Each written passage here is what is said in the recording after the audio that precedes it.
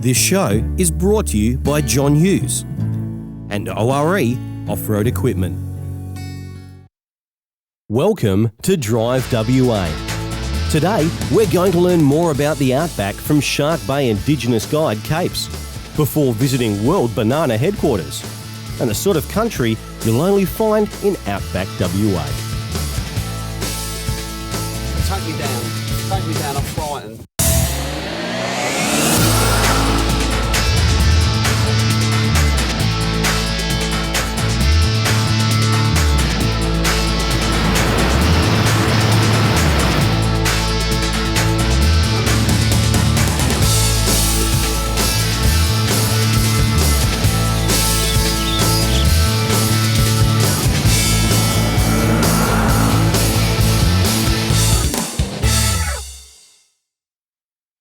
In episode 5, we met Shark Bay Indigenous Guide Darren Capes. He's an amazing man, so let's go and learn more from Capes about his country. And we have 20 different Aboriginal dialects spoken. We have a universal Yamaji language, which means that we can all understand each other like that. And that's what they call circular breathing. Capes' insight into the thousands of years that carved this land into what we call Western Australia gave Mark and Tara new insight into just how important it is to the people that live in the northwest. This here is, as I said, it's a very important old place. Yeah. We call this a ngura, a camp. And this is traditionally used in summer, right up until Monkey Mai was first established. Small family of about 6 to 10 people in there. We've uncovered turtle bones, dugong bones and other shellfish well over 1,000 years old from this site. And it's one of our younger sites. We have recorded something about in excess of 130 to 150 Aboriginal sites. This one's about 1,000 to 2,000 years old. We have other shell midden sites all around Gudda in the coastal region. Some of those up to 7,500 years old. We also have down that way there shell quarry site, all right, flint quarry I should say, and that's about 20,000 years old. So all these sites we're recording and protecting to put them on a database so we can look after them, because that's our culture, that's our heritage. And we want to make sure that people understand the cultural significance to these places. We don't allow people inside there because that's too culturally sensitive. And as I said before, one of our aunties, great aunties, was born in this cave in 1870 when her mother walked all the way from Kalbarri. My mother, when she was alive, was also born between here and Kalbarri when they used to walk up. So they're very important places like that. And like I say, we record them and put them on a database to preserve them. Yeah. We have a native title claim over this area on behalf of Mulgana people, and I sit on the working group, so no work's done anywhere in the World Heritage Area until we're consulted. All right, so actually today and yesterday I was meant to be over Eustace Sloop doing site survey over there because they're taking material to build some other stuff over there. And we want to make sure that they know what's going on. Why don't you put a railing across or protect it at all? Because people will just jump over it. Right. So what we're trying to do is to encourage Signage through the signage, yeah. And we're using our language and interpretive signage so that people can, we can educate people on why it's important. And hopefully they can respect that. Now, if you imagine yourself living here over 1,000 years ago, first thing you look to do is you'll go down there and dig for water when you wake up. The second thing you'll do is you'll climb up to the top of the hill, and that way you can find beautiful views all across these shallow bays. You can look for turtle, dugong and fish and things like that. Is there much fresh water around here? Absolutely. Yeah? Absolutely. Now, that's a very good question, Taryn, because you see this here. This is like a kangaroo highway. All right? And now we have a red kangaroo called a biggada. And we also have a grey kangaroo called a yawada. We only eat the red kangaroo, Taryn, because it's got a better taste than the grey one. In the desert, they call the big kangaroos marlu, and we don't eat those marlu because to us they have a funny taste. We only eat our ones. And those people that live in the desert, they won't eat our kangaroos because they reckon our kangaroos have a funny taste. Now these kangaroos, they got a good mulya, they got good nose, so they can smell better than humans. And they use that nose to look for food and water, and that's the main two things that they travel and look for. And when they travel, it's cool when they travel, not when it's hot. So you follow these kangaroo trails, you'll either find kangaroo or you'll find water. And we say when white fellas first come here to this country, Gudda, they call this place Freshwater Camp. And that is because our people showed early settlers where to find water. And all through this white sand country, you can find places at the base of these sand dunes and that, where you can dig down and find water. Now, we have two types of kangaroo tracks. This here is the tail, all right? And that's a slow track when the kangaroo crawls along. Yeah, yeah. All right, so this one's crawling along there. Crawling along, crawling along. All right. Feet on the outside, tail. The feet called Jinnah, the two hands they call Mara, and the tail that's called Nyundi. All right, so he's crawling along. Now these other fellas, they jump along like this. See, jumping through there, jumping, going that way. The reason why we know that kangaroo's going that way, because when they jump like this. They push the sand forward, not backwards. All right? Yeah. So come with me. All this here, look. All this here is kangaroo guna, kangaroo poo. All right, that's all grass. Like that. Kangaroo. So come this way with me.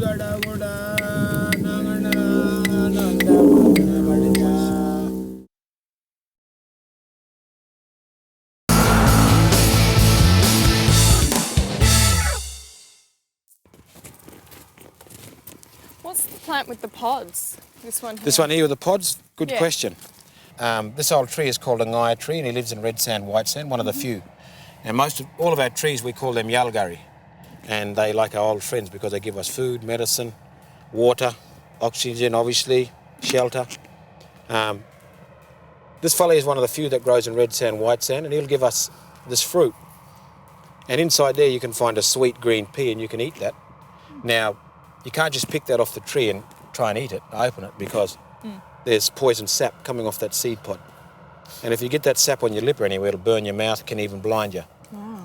So we pick these, like all of our acacias, when there's outside going a bit brown, that's telling us that that fruit inside is ready to pick. So we pick that off, and we make a small fire, and then we can lay these on the ashes and steam that food inside the seed pod. After a couple of minutes, you open him up. Inside you'll find a white outer casing, but inside that you'll find a green fruit. You can eat that. When this here dies, you'll see the seeds die and they go brown, like this, like that fella. And he's no good. He's no good to use, that fella. Okay. All right. When you say you go blind with the sap, is that after you put it on your lip, or if you physically goes get it in in your your eye? eye, Right, yeah. okay. I didn't know if it travelled at all. Do you still get gum tree, or do you get gum trees out here? Like not gum trees, but the ones that you can chew the sap. Yeah, bimba. Is that It's what called it's called? bimba? Yeah, you get it. We get those further that way, Oh, okay. but we also get them from these acacias. Because we used to get them down in Northampton, but you That's can't right. find them much Yeah, anymore. white gums along the thing there. Yeah. See this here? This here is a soap bush. Oh, that's the Right, one where you okay. rub You it. crush in it. that and mix it with water, and Yeah. that lathers into a soap. Right. That fella there grows next to this one. So they grow in white sand and red sand. So if you want to wash that poison off, you use this here, Nature again. all right? Yeah. Like that. So they all here for special reason. reason. Now all these trees, we tell people, don't just look at these trees, look inside these trees. All right, you'll find mistletoe and bush bananas that grow up there in the red sand. And since 1991, this has been a World Heritage Area. And a lot of these scientists, they come in and they say, oh, powerful old place is Gudadagrada, or they don't say Gudadagrada. This is a biodiversity hotspot because everything happening here, saltwater, desert, spirit together, food from up there north, food from down south, all meeting here. We know this is a powerful place because we feel it every day. Feel it, it's a very powerful place. And like I say, you know, we've been here for a long time, so certainly we have enough time to feel country.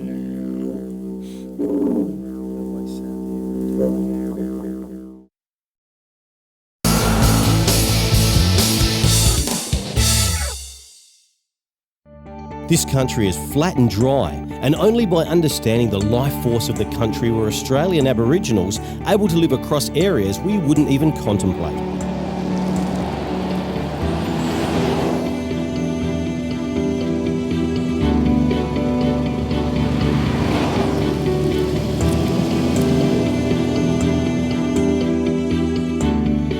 There's not much out here on the highway except sand, flat bush and trucks. Lots of trucks. big trucks.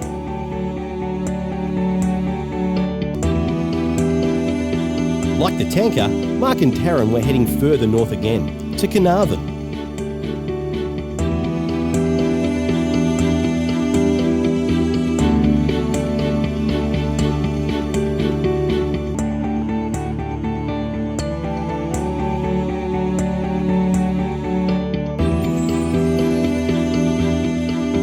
This also marks the start of some of the best scenery in Australia, mainly in the form of small red-coloured mountain ranges of iron ore and huge rocky hills like this one, many of which are set up for tourists to visit. We were just on our way out to Carnarvon and we saw a sign for a lookout and we thought we'd come check it out, and it's absolutely breathtaking out here. It's the most incredible view. You can see to the horizon in just about every direction. And behind us we have what looks like a memorial that people have set up. They've left messages for their different loved ones. And a lot of these look like they are loved ones who have passed. So I thought I would leave one myself for my late grandfather, who loved looking out at this great West Australian outback. Even I've got my camera on this one and I'm going to take a few shots.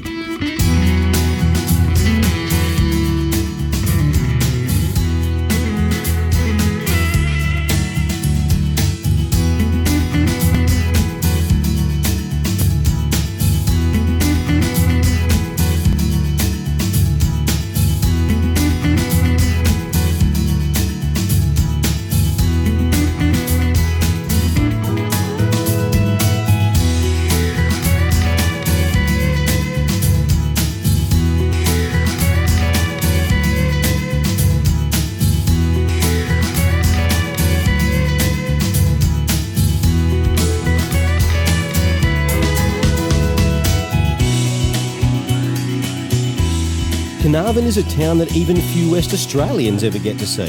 It's 900 kilometres north of Perth and inland from the main highway, so you have to make the effort to drive in and look around.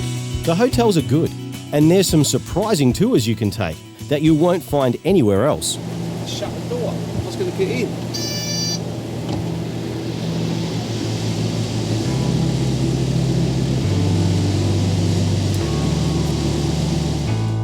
Meet Bob. I set fire to the jetty, it's a big hole right in the middle. Can you get around it or not? Yeah, if you swim. If you swim, yeah. You can swim across it. They're actually about to start repairing it this week, I think.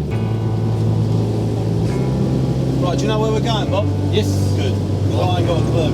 I hope so. Bob runs Outback Coast Safaris, and I'll let him take you on a drive through town. Carnarvon was actually named after Henry Herbert, the 4th Earl of Carnarvon, and about 5,000 people live here now. Apart from having some of the world's best fishing, there's some of the best shops you'll find for 500 kilometres around. I'm not kidding. And supplies of almost anything from car parts to water. Carnarvon isn't close enough to the Kimberley to have a wet season, but its climate is hotter than Perth, and it's semi-arid. Its mighty river, the Gascoyne, reaches higher than this bridge during floods and actually flows under the dry bed at times due to the sandy soil and clay base. However, its soil is perfect for most agriculture, including the famous Carnarvon banana plantations, part of Bob's daily tour. And after the break, we're going to see how a big one works.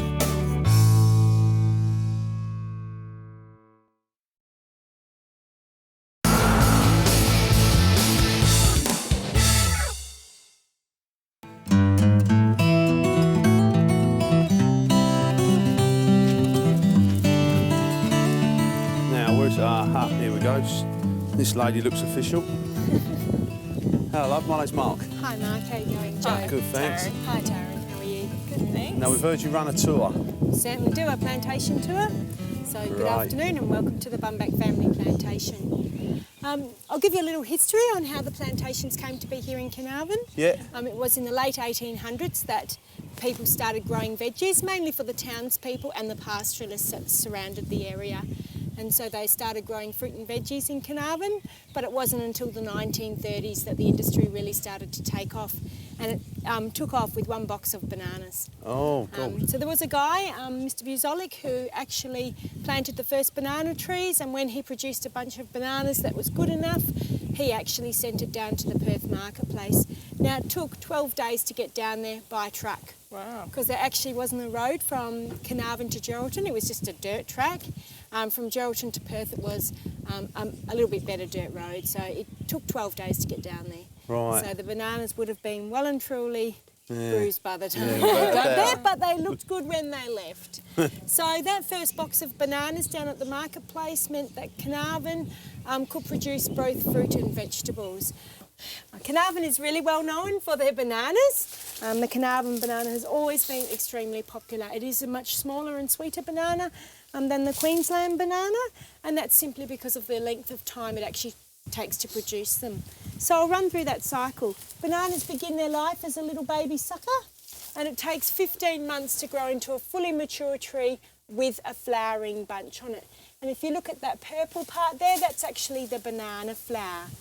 Now it begins by pointing out with the leaves and is green in colour, and then as the flower begins to reach maturity it turns to that beautiful dark purple colour. It gets heavy and it falls down, which means it's starting to form its banana shape. Okay. Now the flower is made up of petals just like any other flower, and if you have a look right here you can see the end of a banana flower. And these are the petals that make up that flower, and it is just like any other flower where the petals spread out and open up, and the banana petals actually curl up, and underneath is a baby hand of bananas. Now in this flower there are over 100 banana petals and 100 baby hands of bananas. Under each petal is a hand of bananas that has been kept nice and warm by that petal. Once that petal curls up it exposes those bananas, and so they start getting cold, and their natural instinct for survival then is to start following and chasing that petal. And so the bananas actually go from being tucked in to curling up, and that's actually how they get their curved bend in the banana. I knew they came from a flower. Yeah, so they start by pointing downwards, and you can see the top of the bunch is nearly curled up. So what, Yeah. these would have just had petals coming over here and... That's correct. Keeping them warm, and once those petals fall off then the bananas all shape upwards.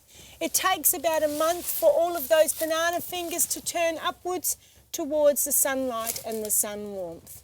So 15 months to get a flower, another bunch for the flower to open, another month for the bunch to actually open out and form its bananas, and then another 2 to 3 months for these bananas to fill out and become big, fat, juicy bananas ready for picking. Will the same tree produce more flowers, or do No. I have to start again? Each tree only produces 1 bunch of bananas. Okay. So you have to cut them down then when they're finished? Okay, when a bunch is ready, we Yeah. look at the size of the banana fingers. So this is still a long way off, 2 to 3 months before you'll pick it. The fingers lose all their square ridges and become round in shape. When it's ready, we actually cut the tree, pull the bunch down and chop it off and carry it out, and then chop the tree down, because each tree only produces your 1 bunch of bananas, Oh, okay. I which didn't know takes that. roughly 18 months. Yeah, I didn't know that. So you're constantly planting on, No, on commercial each property? tree will always send out a replacement sucker. Oh, of course. They will usually send out 6 to 8 replacement suckers, but you only leave a mother tree and her replacement. All the rest are cut out. Otherwise, you'd have 1 tree, then you'd have 8 trees, then you'd have 64 trees, all in one little spot. Right, yeah. Okay, competing for the same fertiliser and water.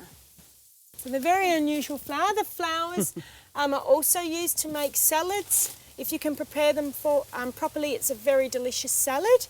Over in And Asia, that's the petals, is it? that's all the petals, yep, tucked in inside there. We call that the flower.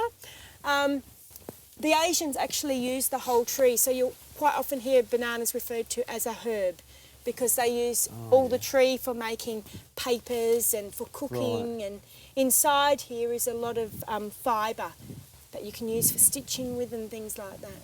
Oh, So, okay. but over in Australia, we simply take the bunch Yeah, of bananas. yeah. And about how many individual bananas would you get on one tree? Roughly in a bunch, you can get anywhere up to 140 bananas. Most of your bunches weigh between 30 to 60 kilos. Really? Cool. So they're not light.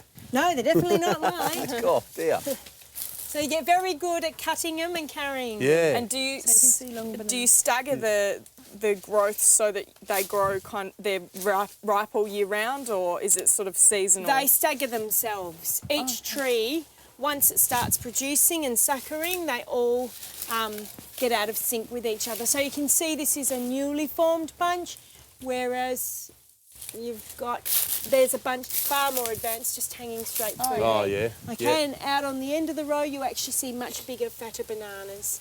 Would that be because they get more sun? No, they're just The at different staggering of stages. growth. They're all Oh, just, right. they stagger themselves. Right, okay. So You'll plant the whole patch at once, but it will stagger itself. And so when people come out to pick them, they just have a look around and see So you what's would ready. walk through your patch every fortnight, picking off all the bunches as they reach maturity. Oh, Okay? interesting. Very good. I don't know. I'll look at the banana that different stuff, now when I yeah. see one. And you know that we don't actually waste our time bending them. Yeah. Well, I didn't actually think you would, but But here at Bumbex, we love to let our things tree ripen because bananas will naturally ripen on the tree because they reach their naturally high sugar levels. So they'll be lovely and sweet. So you can see these bananas here are all starting to ripen up, and they'll actually be very delicious ripe bananas. So does that mean we can taste one? you sure can. Now, these bananas are actually starting to split, which means they have reached their full maturity, and it makes it much easier to peel. Thank you. You might be able to reach higher than me. So bananas, if they're left on the tree and they reach maturity, their skins begin to burst. They're bursting with flavour, and they are very, very sweet. That's what I remember bananas tasting like when I was a kid. So tree ripened are very different. Nice We and like to sweet. have lovely sweet bananas full of chocolate-coated bananas and banana jam, and so we let them all tree ripen and pick them as the bunches ripen. And it takes roughly anywhere from 2 to 4 weeks for a whole bunch to ripen naturally on the tree. Remember, you can learn all about driving through Western Australia at the DriveWA.com website.